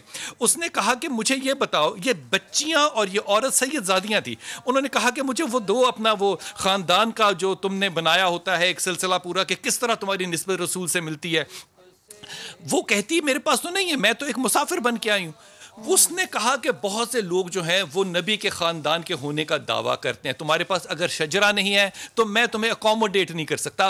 وہ وہاں سے ایک مسجد میں گئی، اس مسجد سے ایک غیر مسلمان راہب نے یعنی کہ ایک یہودی نے ان عورتوں کو، ان بچیوں کو صرف ادب کے لیے کہ یہ خواتین ہیں اپنے گھر میں اپنی بیوی کے پاس رکھ لیا کہ تم باہر نہ ٹھہرو، حفاظت ٹھہرو۔ اب غور فرمائیے کہ رات کو خواب آتی ہے اس مسلمان حاکم کو کہ میں جنت میں رسول پاک صلی اللہ علیہ وسلم کے ساتھ چل رہا ہوں، اور رسول پاک صلی اللہ علیہ وسلم ایک محل کی طرف دیکھ کے کہتے ہیں یہ اس راہب کا محل ہے۔ یہ جو مسلمان حاکم ہے کہتے ہیں یا رسول اللہ میں تو آپ کے نبی کا ماننے والا ہوں، میں تو آپ کا ماننے والا ہوں، میں مسلمان ہوں، کلمہ گو ہوں، یہ راہب کا یہاں پہ محل ہے تو میرا محل کہاں ہے؟ انہوں نے کہا تو پہلے یہ بتا، تو جو کہہ رہا ہے کہ تو کرنے والا ہے تیرے پاس ثبوت کیا ہے؟ اس نے کہا یا رسول اللہ میرے پاس ثبوت تو کوئی نہیں ہے، میں تو مر چکا ہوں۔ کہا اچھا جب میری بیٹیاں آئیں تو تم ان سے شجرے مانگو، اور جب میں تم سے مانگوں تو تم مجھے کہو کہ آپ یقین کر لیجئے۔ اب وہ خواب اٹھی، جب وہ خواب سے اٹھا تو وہ فوراً اس شخص کے پاس گیا جس کے پاس اس کو پتا تھا کہ راہب کے پاس وہ خواتین سید زادیاں موجود ہیں۔ راہب کو اس نے کہا مجھے یہ خواتین پیسوں کے عوض دے دو، یہ میری مہمان ہے۔ راہب نے کہا نہیں دوں گا۔ جب یہ ڈیل نہیں بنی اس نے کہا مجھے کیوں نہیں دیتے؟ اب راہب کا جملہ سنیے مہک ذرا۔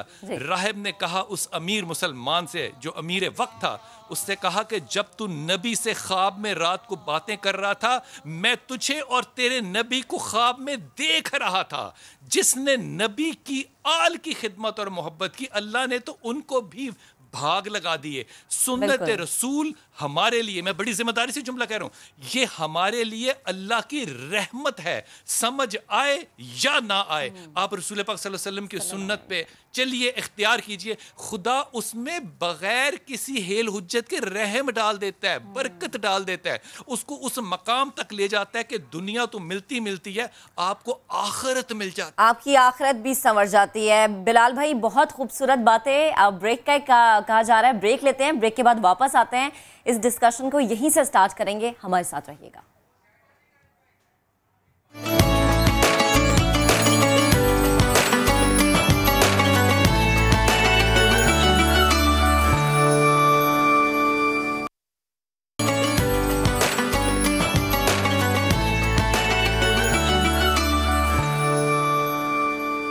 Welcome back once again. اور ہمارا موضوع ہے شان رسالت اور ہماری ذمہ داری. ہماری ذمہ داری تو بہت زیادہ بنتی ہے, اور اگر ہر انسان اپنی ذمہ داری اپنے طور پر پوری کرے تو وہ کسی کو یہ کہنے کے قابل نہیں ہوگا کہ اس نے اس کا حق ادا نہیں کیا یا پھر اس کی ذمہ داری رہ گئی ہے.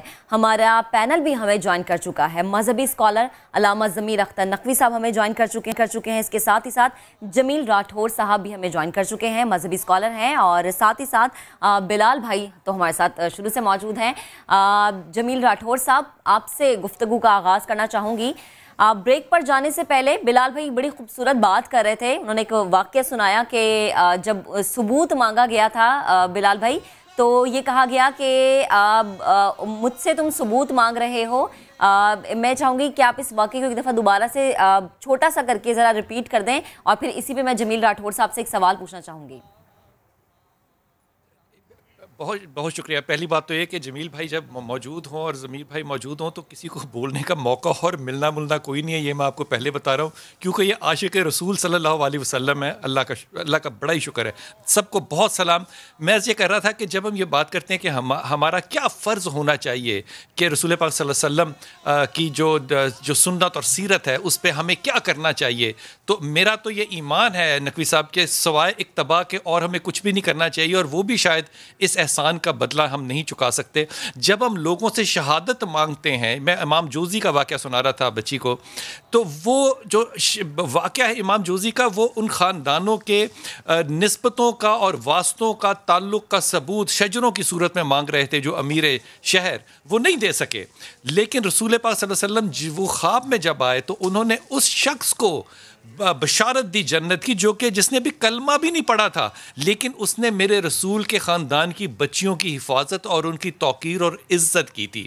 یہ واقعہ سوال کے طور پہ پیش کر رہا ہوں کہ ہم یہ کہتے ہیں کہ ہمیں اتباع رسول کرنی چاہیے, لیکن وہ جو بچہ یہودی کا تھا ڈاکٹر صاحب اور جمیل صاحب, جو یہودی کا بچہ تھا جس نے میرے نبی کو صرف دیکھا تھا اور محبت میں ملوث ہو گیا تھا, اور جب وہ بیمار تھا اور اس کے باپ کے کہنے پہ اس نے اپنے باپ سے کہا کہ بلا کر لائیں رسول کو, اور نبی پاک چاروں صحاب حضرت علی, حضرت عمر, حضرت عثمان اور حضرت ابو بکر صدیق کے ساتھ وہاں گئے, اور اس بچے نے صرف کلمہ پڑھا تھا اور کوئی عمل نہیں کیا تھا. رسول پاک صلی اللہ علیہ وسلم کو دیکھ کے محبت کی اور صرف کلمہ پڑھا اور مر گیا. نبی اس کی قبر میں خود اترے اور شرابور پسینے میں باہر آئے, تو جب صحاب نے پوچھا کہ یا رسول اللہ اتنے شرابور تھے, کیا قبر میں جگہ نہیں تھی؟ کہا تم نے دیکھا نہیں, اتنے فرشتے تھے قبر میں کہ جگہ پاؤں رکھنے کی نہیں مل رہی تھی. جب ہم یہ گفتگو سوچتے ہیں کہ ہمارا کیا فرض ہے, کیا ہم واقعی ڈاکٹر صاحب اپنی زندگیوں میں یہ فرض کبھی پورا کر بھی سکتے ہیں؟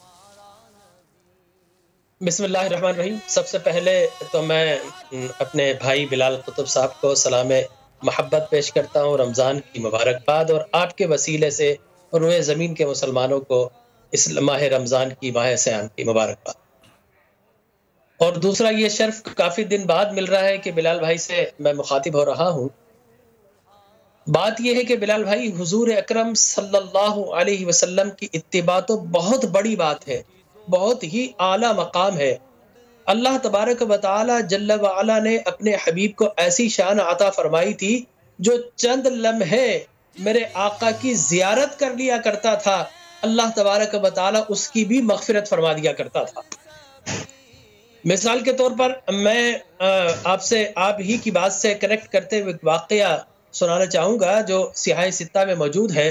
جنگ کا موقع ہے اور مختلف طرف سے ہتھیار چل رہے ہیں ایک دوسرے کے خلاف. یکا یک ایک بدو کی نگاہ رخ محمد مصطفیٰ پر پڑتی ہے اور وہ اپنا گھوڑا موڑ کر آقا کریم علیہ الصلوۃ والتسلیم کی بارگاہ میں آتا ہے اور کہتا ہے کہ آپ اے محمد آپ کس چیز کی ضمانت دیتے ہیں؟ سرکار کائنات صلی اللہ علیہ وسلم نے فرمایا میں تجھے جنت کی ضمانت دیتا ہوں. تو بلال بھائی یہ دیکھیے کہ یہ اس بدو کا بھی یقین تھا کہ اگر دنیا میں رہتے ہوئے جنت کی ضمانت کوئی دے سکتا ہے تو آمنہ کا لال محمد عربی دے سکتا ہے. کیا بات ہے، کیا بات ہے. تو اب بلال بھائی آپ کی توجہ، آپ کا رسپانس چاہوں گا. پھر وہ شخص کہتا ہے کہ پھر اگر جنت کی ضمانت دیتے ہو تو کلمہ پڑھائیے. حضور اکرم تاجدار کائنات صلی اللہ علیہ وسلم اسے کلمہ پڑھاتے ہیں اور وہ فرتے جذبات سے زخمی تھا، نیچے اترنے لگتا ہے، اپنی نالین سے پیر اٹکتا ہے اور سر کے بل گرتا ہے اور وہیں اس کی جان نکل جاتی ہے. اب ضمانت دینے والے آقا محمد عربی صلی اللہ علیہ وسلم فرماتے اپنے اصحاب سے کہ اگر کسی جنتی کو دیکھنا ہو تو اس تازہ تازہ ایمان لانے والے اعرابی کی زیارت کر لی جائے. تو حضور اکرم تاجدار کائنات صلی اللہ علیہ وسلم کی اتباع اور آپ کی پیروی کا تو بڑا اعلیٰ مقام ہے بلال بھائی. آواز چونکہ ہم اسکائپ پر ایک دوسرے نہیں پہنچ رہی، وہ مزہ جو آپ کی محفل میں ملتا ہے یقیناً وہ بالمشافہ ہی ملتا ہے. لیکن میں یہاں پر اتنا کہنا چاہوں گا کہ اللہ نے نوع انسانی کی رشد و ہدایت کے لیے آدم علیہ الصلوۃ والتسلیم سے لے کر خاتم النبیین حضور اکرم صلی اللہ علیہ وسلم تک کم و بیش 1.25 لاکھ انبیاء کرام رسول اعظام علیہ الصلوۃ والتسلیم کو مبعوث فرمایا. اور جب انسانیت اپنے ارتقاء کا عروج کا سفر طے کرتے کرتے مخصوص نقطہ کامل پر پہنچی تو پھر ہادی کامل حضور اکرم صلی اللہ علیہ وسلم تشریف لائے. اور خدا کی قسم ہمارے نبی کو کھانے کی ضرورت نہیں تھی، نہ پانی پینے کی ضرورت تھی. اس لیے آپ نے فرمایا ابھی تو عند ربی یطعمنی ویسقینی، میاں میں تو اپنی راتیں اپنے رب کے پاس گزارتا ہوں، وہی رب مجھے کھلاتا بھی ہے، وہی رب مجھے پلاتا بھی ہے. تو آقا کی تو ضیافت کا اہتمام اللہ فرما دیا کرتا تھا، لیکن حضور نے کھایا اس لیے کہ غلاموں کو کھانے کا سلیقہ آ جائے. ارے میرے نبی نے پیا اس لیے کہ غلاموں کو پینے کا طریقہ آ جائے. میرے نبی مدینے کی گلیوں میں اس لیے چلے کہ چلنے کے آداب آ جائیں. میرے نبی سوئے اس لیے کہ غلاموں کو سونے کا طریقہ معلوم ہو جائے. میرے نبی نے شادیاں اس لیے کی کہ غلاموں کو شادیاں اور حقوق ازواج کا طریقہ معلوم ہو جائے. اور میرے نبی نے تو حسن حسین کی پرورش کر کے بتا دیا کہ اپنے نواسوں کی پرورش کا طریقہ سیکھنا ہو تو جناب محمد عربی سے سیکھا جیتے جائے. رہو ڈاکٹر جمیل، جیتے رہو، اللہ تمہیں سلامت رکھے، اللہ سلامت رکھے. ضمیر نقوی صاحب ہمارے ساتھ ہیں. ضمیر بھائی بہت شکریہ آپ کا، آپ ہمارے ساتھ ہیں. پہلی بات تو ہے کہ میں آپ کو مرشد کہہ کے بھی بلاؤں تو بالکل سچا ہوں گا، میں آپ کے مریدوں میں سے ہوں. حضور ہو سکتا ہے، یہ میں بات سوال کے انداز میں آپ کے ہدیہ پیش کر رہا ہوں، ہو سکتا ہے میری محبت جو ہے وہ عقیدے کی وجہ سے یا مسلک کی وجہ سے نہ ہو، لیکن میرے لیے جو محبت اہل بیت ہے وہ تو حکم رسول پاک صلی اللہ علیہ وسلم ہے. کیونکہ آپ نے فرمایا کہ اگر میں نے کچھ مانگا ہے اپنی امت سے تو وہ اپنی اہل بیت کی محبت مانگی ہے. کیا مجھے یہ فرمائیے کہ کیا اتباع رسول صلی اللہ علیہ وسلم جو ہے وہ خاندان رسول کے بغیر سمجھی سوچی یا کی جا سکتی ہے؟ بسم اللہ الرحمن الرحیم. سبحان اللہ. آپ حضرات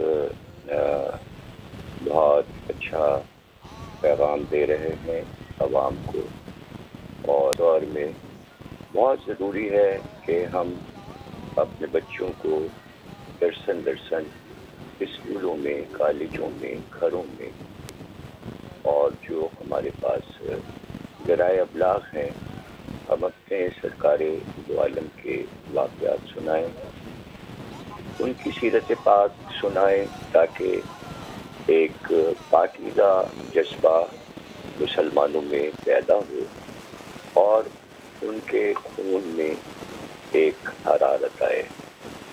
دیکھیے علامہ اقبال کی مثال موجود ہے، جبکہ ہم یہ کہتے ہیں کہ انہوں نے پاکستان کا تصور پیش کیا تھا.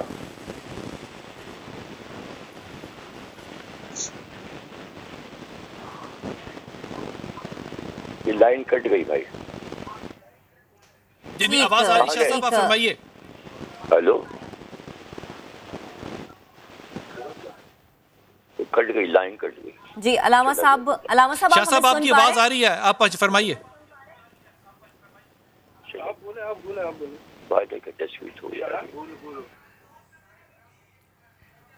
ठीक, अलामा ज़मीर अख्तर नकवी, ठीक, अलामा ज़मीर अख्तर नकवी साहब से हमारा राबता हो गया। बिलाल भाई हमारे साथ मौजूद हैं और डॉक्टर जमील हमारे साथ मौजूद है।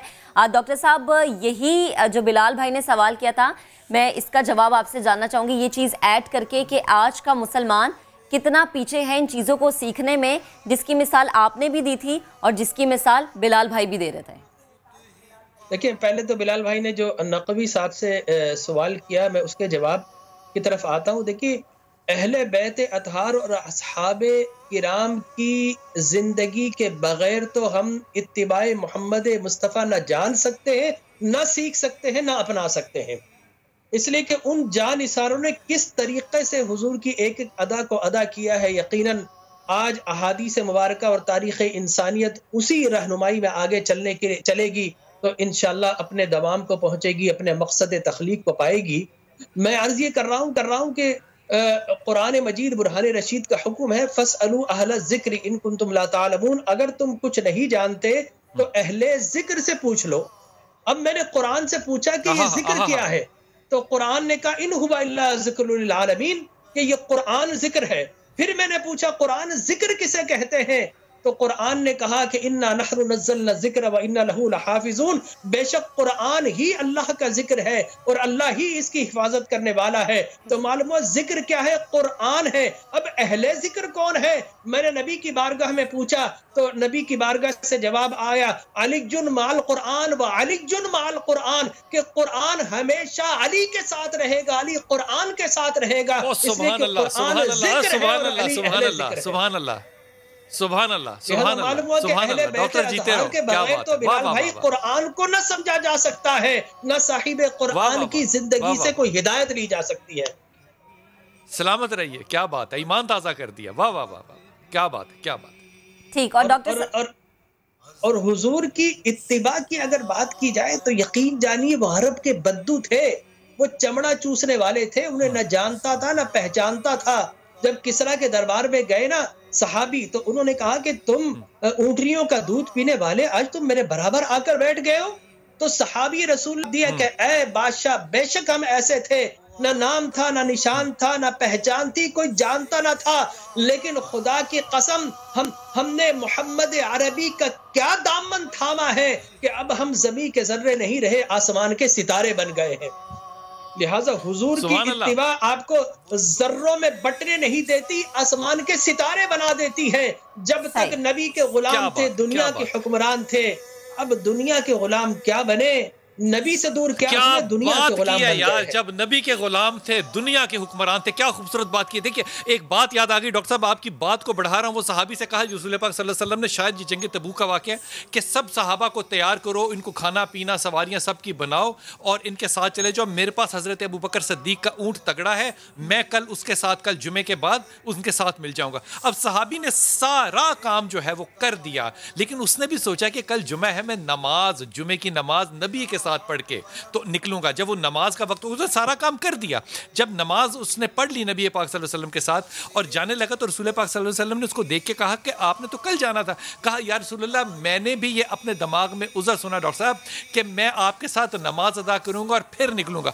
नबी का जरा जुमला गौर फरमाइए, कहा जिन्होंने कल मेरी बात के ऊपर अमल किया, अब उसका तज्जिया देखिए। कहा कि ए सहाबी, अगर तुझे अल्लाह जमीन से लेके आसमान तक सोने और चांदी से भर दे और तू ये सारा अल्लाह का दिया हुआ माल अल्लाह की राह में खैरात कर दे, जितना अजर और सवाब तुझे उस बात का होगा, उन लोगों को ज्यादा अजर और सवाब होगा जिन्होंने कल मेरी बात की इत्तबा की।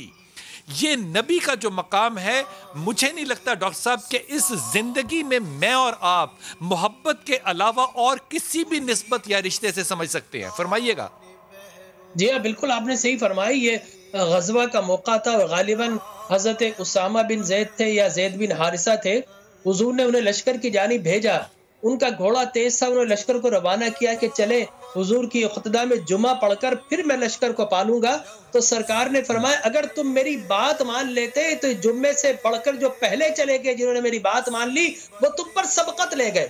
تو معلوم ہے کہ حضور کی بات مانیے، خدا را ہم حضور کو تو مانتے ہیں، حضور کی بات مان لیجئے، رسول کی بات بھی مانیے. واہ واہ واہ. ہاں حضور کی بات ماننا شروع ہو جائے بلال بھائی، پھر ہمیں یہ کہنے کی ضرورت نہیں ہوگی کہ ہم مسلمان ہیں. خدا کی قسم ہمارا کردار ہی چیخ چیخ کر بتائے گا کہ مسلمان جا رہا ہے. بالکل ڈاکٹر صاحب. اور بلال بھائی قطع کلامی کی معذرت، ایک سوال میں آپ سے پوچھنا چاہوں گی. جیسے کہ مثالیں آپ لوگ دے رہے ہیں، ہمارے لیڈر، جس قوم کے لیڈر اور جس امت کے لیڈر اتنے مثالی ہو، وہ قوم وہ امت آج کس ٹریک پہ جا رہی ہے، کس جگہ پہ جا رہی ہے؟ واپس اس ٹریک پہ لانے کے لیے جس کی مثالیں دی جا رہی ہیں، جو ہمیں تعلیم دی جاتی ہے، اس ٹریک پہ لانے کے لیے آخر ابھی کے معاشرے میں ایسا کیا کرنا ہوگا؟ دیکھیے یہ بات جو ہے نا یہ بڑی سینسٹیو بھی ہے اور بڑی اہم بھی ہے میرے خیال میں، لیکن میں کیونکہ میں امتی رسول اپنے آپ کو اپنا گمان کرتا ہوں کہ میں رسول پاک صلی اللہ علیہ وسلم سے محبت کرتا ہوں، اور میری نمازیں، میری عبادت، میری زکوٰۃ، میری خیرات، میرا عمرہ، میرا حج، ان میں کمزوریاں میری عبادت میں ضرور ہوں گی، لیکن مجھے اس بات پہ بڑا ہی کٹر یقین ہے. ڈاکٹر صاحب میں لفظ جو استعمال کر رہا ہوں غور فرمائیے گا، مجھے بڑا کٹر یقین ہے کہ میں کٹر مسلمان کے ساتھ ساتھ کٹر عاشق رسول ہوں. مجھے تو اس بات پہ یقین کامل ہے ایمان کی طرح کہ میں نے انشاءاللہ بخشا جانا ہے. پہلی بات تو یہ، لیکن میں نا امید ہو ہی نہیں سکتا ان معاملات میں. ہو سکتا ہے کہ کچھ وقت کے لیے بہت سے وقت اچھے اور برے آتے ہیں، لیکن جب تک اس امت کے اندر عاشق رسول موجود ہیں، یقین کیجئے ہم نے صحیح راستے پہ جانا ہی جانا ہے. یہ جو زمانہ جس کو ہم مثال بنا رہے ہیں یہ بڑی مختصر سی ہے. آج اگر کسی کو اس بات کا یقین نہ بھی آئے کہ پاکستان جو ہے میرے کپتان نے مدینے کی ریاست بتا دینا ہے، لیکن آج سے 50 سال پہلے کون سوچ سکتا تھا کہ یہ لفظ بھی استعمال کیا جا سکتا ہے. آج صرف لفظ نہیں استعمال کر رہے، آج میں ایمانداری سے کہہ رہا ہوں انشاءاللہ تعالی میں، آپ، ڈاکٹر صاحب، نقوی صاحب، ہم اپنی زندگیوں میں اس ریاست میں سے ٹھنڈی ہوا اپنے نبی کو جاتے ہوئے دیکھیں گے. امید کا دامن میں نے ایمان کی طرح پکڑا ہوا ہے. مجھے کامل یقین ہے کہ امت نبی ہونے کے عوض انشاءاللہ تعالی یہ تمام مصیبتیں جو ہیں یہ آسائشوں میں بدلیں گی انشاءاللہ. انشاءاللہ. ڈاکٹر صاحب یہی سوال میرا آپ سے ہے. دیکھیں بلال بھائی نے بڑی خوبصورت بات کی، اور ان سے جب بھی بلال بھائی کے ساتھ میں بیٹھتا ہوں، پروگرام کرتا ہوں، تو وہ ایک عجب لذت آتی ہے، اس لیے کہ جب عشاقان رسول محفل سجا لیتے ہیں آقا کی تو لگتا ہے کہ ہم مدینے میں پہنچ گئے ہیں. تو یقینی طور پر بلال بھائی ڈاکٹر صاحب کیا بات کر دی. بلال بھائی آپ کے ساتھ بات کر کے مزہ آتا ہے. بالکل حضور اکرم تاجدار کائنات صلی اللہ علیہ وسلم کی پکی سچی اتباع کرنے کے لیے اور ریاست مدینہ بنانے کے لیے ایک چیز کی بہت شدید ضرورت ہے. ریاست مدینہ اس وقت تک بن ہی نہیں سکتی جب تک کہ والی ریاست مدینہ سے عشق نہ ہو جائے، سینہ ان کی محبت میں دھڑکنے نہ لگ جائے. اور یہ جب ہو جائے گا تو پھر یقین جانیے کہ ایسا لگے گا کہ آپ کے پیٹ پر پتھر بندھے ہوں گے اور قوم کے غریبوں کے دسترخوان سجے ہوں گے. جب اگر ایسا ہو گیا، اس ریاست مدینہ تو یہ بتائی ہے کہ جناب ریاست مدینہ کا والی ہے وہ اینٹ کا سرہانہ لگا کر اور وہاں درخت کے کنارے پر لیٹا ہوا ہے، اور کیسر و کسرا جاہو جلال میں آتے ان کی تلواریں چھوٹ جاتی ہیں کہ آج ہم نے جان لیا کہ یہ عرب کے بدو، یہ مسلمان پوری دنیا قیصر و کسرا کے محلات کیوں لرز رہے ہیں. اس لیے لرز رہے ہیں کہ یہ اس کائنات کے بہترین امین ہیں، اور امین کیوں نہ ہو کہ امین للعالمین کی شاگردی انہوں نے اختیار کی ہے. لہٰذا اگر امانت دیانت کا معیار ہم میں آ جائے گا. وہ جو لوگ آئے تھے نا کیسر روم نے بھیجے تھے، ان میں سے ایک شخص نے جو حضرت عمر خطاب کو جملہ کہا تھا وہ ہدیہ کر رہا ہوں. اس نے کہا تھا ہمارے حاکم اس لیے محلوں میں بند ہیں کیونکہ وہ انصاف نہیں کرتے اور ان کو لوگوں سے ڈر لگتا ہے. آپ اس لیے باہر ہیں کیونکہ آپ انصاف کرتے ہیں. اس لیے یہ فرق جو ہے یہ بڑا واضح طور پہ بالکل بلال بھائی آپ درست فرما رہے ہیں. انتہائی معذرت کے ساتھ مجھے یہ چیز یہاں پہ مینشن کرنی پڑی کہ وقت کی انتہائی کم قلت ہے اور یہ کہا جا رہا ہے کہ وقت ختم ہو گیا. ہمارے ساتھ جو ہمارے گیسٹ موجود تھے، ایک نئے ہم نے سب کو اکٹھا کرنے کی کوشش کی اور تمام اپنے پینل کا میں شکریہ ادا کرنا چاہوں گا. اینڈ پہ یہی کہوں گی کہ اگر ہم شان رسول کو سمجھ لیں تو ہمیں کسی اور سے رہنمائی حاصل کرنے کی کوشش ہی نہ کرنی پڑے. بے حد شکریہ اور انشاءاللہ کل آپ سے دوبارہ ملاقات ہوگی. ہمارے ساتھ رہیے گا.